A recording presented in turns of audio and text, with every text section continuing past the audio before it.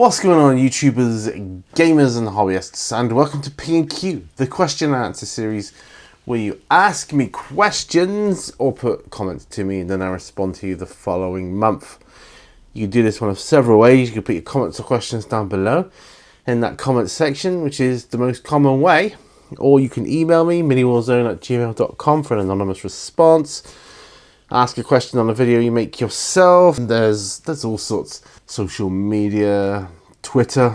I don't get a lot of interaction on Twitter for some reason. I put up a poll on Twitter recently, actually, asking, which of you have YouTube accounts as well, to please vote. And only 7 people voted, but it said like a 57% of my followers, well, the votes, had YouTube channels, but 7 out of 954.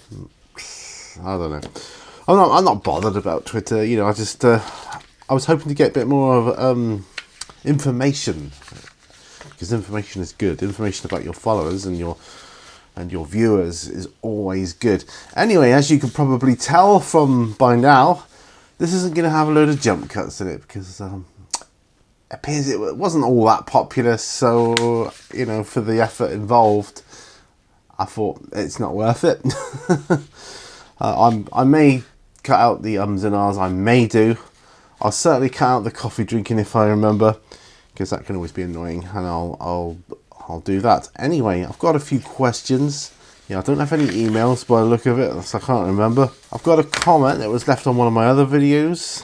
Well, I've got 2 comments that was left on other videos, actually. So we'll start with those, and we'll see where we go from there, shall we? Anyway, so this is how I'm going to be doing this episode from here.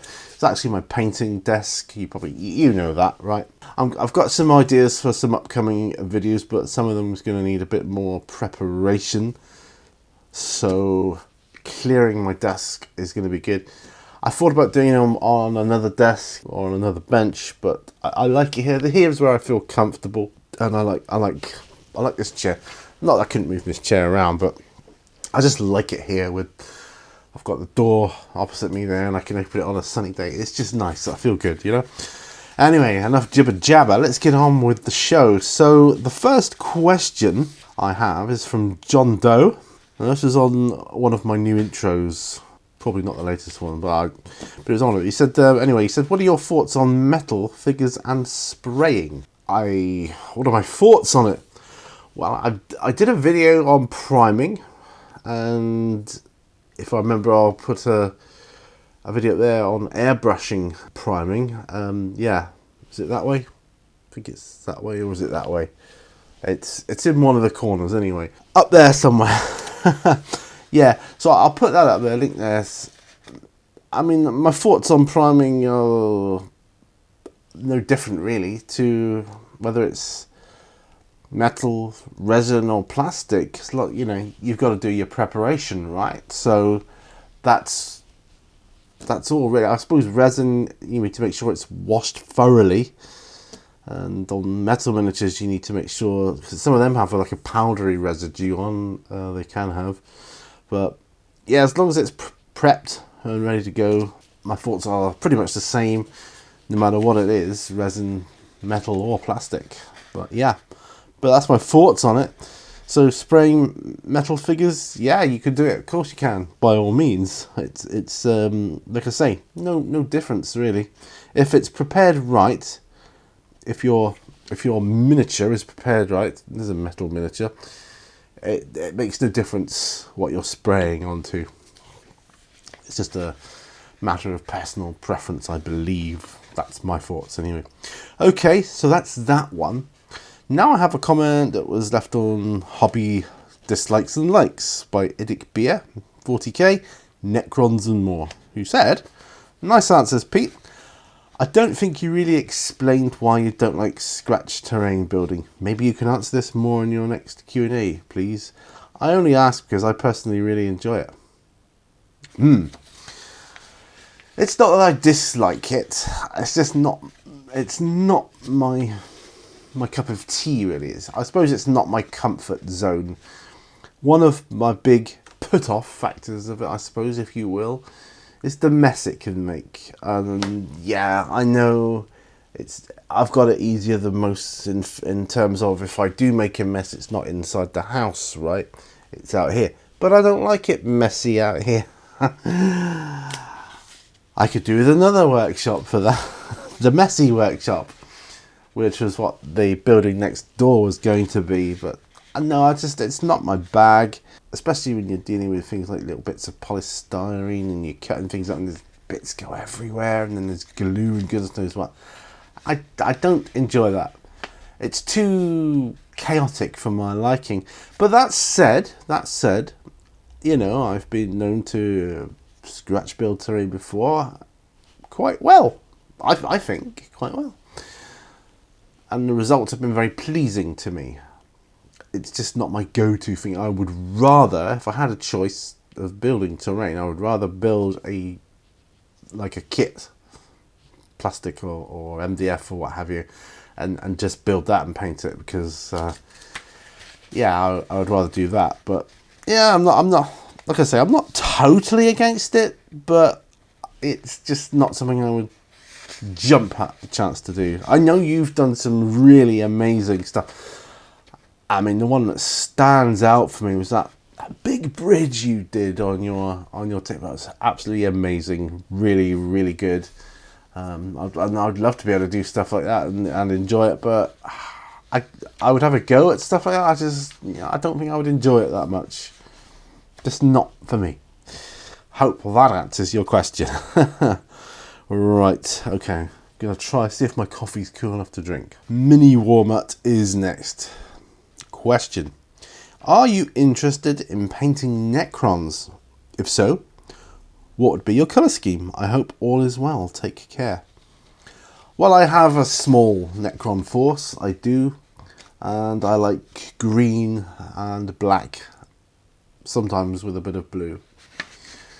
Obviously the metallic colours, I like painting the metal in metallics, obviously. And then like the fluorescent greens for like what you used to get in the kits with the bits of green plastic, like that. And on some Necron models, a little bit of blue. Other than that, not too much. Metallic, black, green and blue would be, yeah, the four main colours of my Necrons. I hope all is well, take care, yes. I've been, well, feeling very sluggish lately, and not at my best, we'll put it that way. Anyway, but thank you for your question, Brian. Very much appreciated. Right, moving on to Big Mech Dan Skull. He says, haha, good stuff, mate. I'm often conscious of my own ums and ahs, so use similar style edits, but not quite to the same extent. Well, I was only planning on ever doing it on this series, but not going to so much now. Have you experimented with a teleprompter at all? No, I haven't. Well, question back to you. Have you? And is it any good? Is it helpful? So yeah, I was going to do lots of jump cuts and that for P&Qs, and that was going to be the P&Q thing. But as it's not that popular, I've taken the decision to not do it. But I'll do a few, just to, you know, slimline it a bit, you know, that kind of thing. But yeah, other than that, I'm probably not going to do it. Might do it for the odd random video here and there, you know, like a competition or something like that, or something of that nature. Which, if this madness ever gets back to normal, I'm hoping to do soon. Right, moving on. Who took my dice? It says, fantastic video, Pete. The jump cuts are cool, but I think you overdid it this video. That was obviously the last video. So, on to the question, what changes do you think the pandemic will bring to the tabletop wargaming world? Well, first of all, the jump cuts, well, I've explained a little bit about that, so that's kind of decided the fate of, not the fate, that makes it sound a bit dramatic, doesn't it? It's not that dramatic. It's decided the direction of P&Q. I was just trying to experiment with something, that was all. So what changes do I think the pandemic will bring to the tabletop wargaming world? Well, I think conventions are a thing of history now. I don't think you will get any more of those. I think that's gone, which is a shame because my friend Ralph came round last week or back along, and he said a lot of smaller businesses relied on the conventions for a huge chunk of their income. Like, I think that sort of thing is a thing of the past now. I think you'll see more changes. So there'll be a lot. I think there will be more online presence from like the smaller show traders that you used to get. I mean, they had an online presence, but not massive. I think that will be more. I'll be more a thing now. I think that they will up their game in terms of their websites and things like that. Well, at least that's what I reckon they should do. From a marketing point of view, they certainly should. If they want to survive at all, they're going to have to up their websites, make sure they're mobile friendly, all that good stuff. So you can use it on multiple devices. Make the checkout system easy, because they're not all easy, and sometimes you've got to jump through a lot of hoops to get there.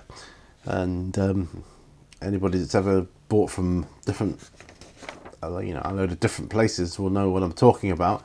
But yeah, what other changes do I think to the tabletop wargaming world? I think there will be a lot more, or a bigger emphasis upon solo games. I don't know how it's going to affect wargaming as such. I think there will be more attempts at solo mechanics, certainly in the community, for that kind of thing. I mean, the role-playing thing, the solo role-playing, the whole solo role-playing bit is becoming hugely popular, it would seem. So I'm wondering if the same might be happening for war games. I don't know how. I'm not a game creator. At least I haven't so far. So I don't know about that. But yeah, good question though. Very thought-provoking. So moving on then to Idic Beer 40k Necrons Armor, whose question was on the last month's video. Says, nice answers. I must admit, I thought the jump cuts were way over the top this time. I was painting to it and this format didn't work for that. I like them. I think maybe less would be better. A question as always for you. Have you ever painted for someone else, like a commission? Yes, so yeah, the jump cuts. Yeah, I was hoping they'd be better received, but they were a lot of effort anyway. I mean, you know that. Yeah, that's all I can say. I've explained that part of it. Right, so on to the other part of the question, or the other part of the comment here. A question, have I ever painted for someone else, like a commission? Yes, I have, on 3 occasions. And on 2 of those occasions, they were actually for paying customers. On the 3rd occasion, it was just for a friend. Did a whole box set of him, did the whole Fallout board game.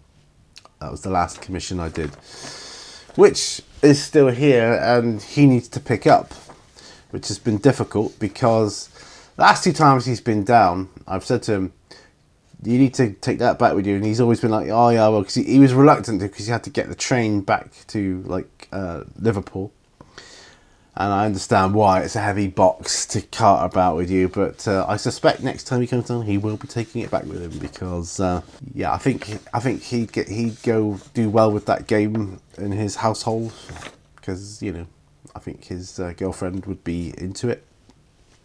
A game that they could play together like that, so that would be good.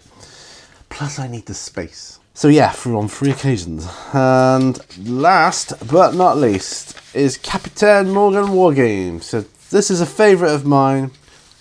What are your thoughts and opinions on the upcoming 9th edition? Well, I'm excited for it, as most people are. Probably not as excited as the majority of the hardcore 40k gamers out there are. But yeah, I'm pretty excited for it. Hoping they make certain things better, things like how terrain works and things like that. But I do think to myself, surely, but they have what? Here's what I can't quite get my head around. They have an edition. It comes out. Then they do like an FAQ of little questions which crop up. So a little thing. Then they kind of do I forget what it is now. Like all the additional rules that they've kind of ironed out. Then they'll do another edition, and you would expect all the things that were asked for in the previous edition to be in the new edition. But I don't know, it always seems to go a little bit weird. I think it goes a bit weird, because by now, 9th edition, it should be absolutely perfect to the majority of 40k gamer out there. But they'll change something, they'll make something vastly different, which some people will like and some people won't. It'll be polarized, and then they'll do an FAQ, and then it'll resort back. I don't know. It's just, I would have thought it should be perfection by now. I guess it's a kind of a marketing thing, really, not to do it perfection, because you got to keep your audience wanting to buy the new whatever it is, and the new edition has to be better than the previous one. It should fix previous issues, but it shouldn't tick all the boxes. Otherwise, what point would there be in a following edition, if you see what I mean? And sometimes that irks me a bit, because there are games out there that kind of get it right in a couple of editions, and they're good to go. They're good to go for years on end. I'll leave it there. Dungeons and Dragons, I know it's a role-playing game, but it's on its 5th edition. Look how long that's been around. I rest my case. Anyway, I mean, Congo, which is a game I love. I love Congo, and its rule is it's so complete. And although there's an expansion for it, I mean, I can't see that there are no reasons to be doing any further additions of that. I suppose there are very tiny, minute tweaks you could make, but overall, it's pretty darn good. The only tweaks you could probably make to it would be for the campaign stuff, which I haven't really looked into yet, I'll be honest. But as far as the actual game itself goes, it's pretty damn good. Black Powder got a new edition, didn't it? Bolt Actions had a couple of editions, but they got more longevity, I feel. 40k, I don't know, it's weird. Like, you had 8th edition, which came out, which changed the way a lot of things were happening in the game, the way anything could shoot at anything, pretty much. And I liked that. Now who knows? They'll probably change that up again. They could go back to an edition which is more. I doubt they will. I think it's all going to be shooty now, but they could. Which in the past, looking at the way they talk about previous editions, some were more melee based, and now it's more shooting based. So. But they could go one way or the other again, or try and equal it out a bit more. I don't know. But my thoughts are, I'm not moaning and saying I wish an edition would last longer, but it should last longer. I'm saying it would be nice if it did. It's kind of, to me, it's like it's written and produced with intentional flaws that will need correcting as time goes by, because otherwise they would have gotten it right by now. And it's Games Workshop, of course they would. Playtesting, because they have playtesting, so these things would have come up. I think that's just my own personal opinion. If it differs to yours, I do apologise, but actually no, I don't. Everybody should have different opinions. Well, they shouldn't have different opinions, but everybody's opinion should be valid. And that's my opinion on Warhammer. I love it. I love 40k. It's it's fantastic, and it's probably because I haven't played a game of it in so long. If I was playing it more, I'd be more like forgiving, I suppose. But not being able to play for such a long time, I just haven't had the opportunity, you know, for a long time. I've had a chance to sort of step back and think, yeah, it could be done better for me. I'm not the biggest 40k customer though, so I'm a small voice in a very large ocean of voices. But I am excited for ninth. What I am particularly excited for is progression in the lore. That's what I like about 40k, is the lore, the rich and many layered depth to the lore behind the setting. It's just phenomenal. I love it.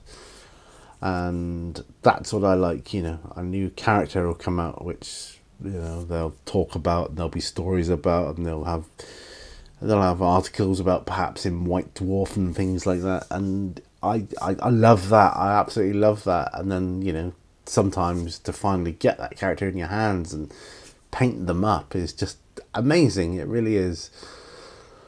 You know, I'm talking about like things that come to mind are like the triumvirates. Do you remember those when they came out? I've got them all unpainted on the shelf back in the day.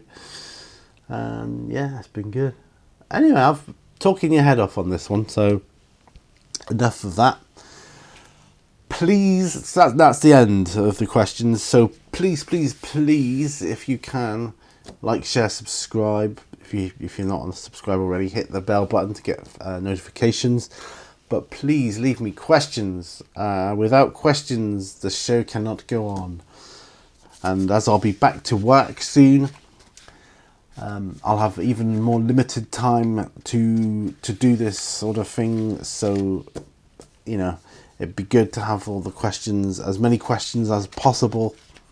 I love getting your questions. It's great. I'm just looking through. It's fantastic because I know I've got some viewers who watch my videos, you know, more regularly than others, and others kind of drop in and out, which is the norm for this channel here. And it's nice to get new people coming in and out. But even the regular ones, if you can't remember if a question's been asked before, don't worry about it. Just ask it, because the chances are I've forgotten that I've answered that question before. It might come up and I might think, I've got a feeling I might have answered it before, but then if it was so long ago, my thoughts on whatever the subject is may have changed. So, you know, always worth asking me, because thoughts and opinions change with time anyway, don't they? So anyway, that's it. Leave those questions, please, and I will see you on the next video. Till next time, remember, all brushes lead to war. Bye for now.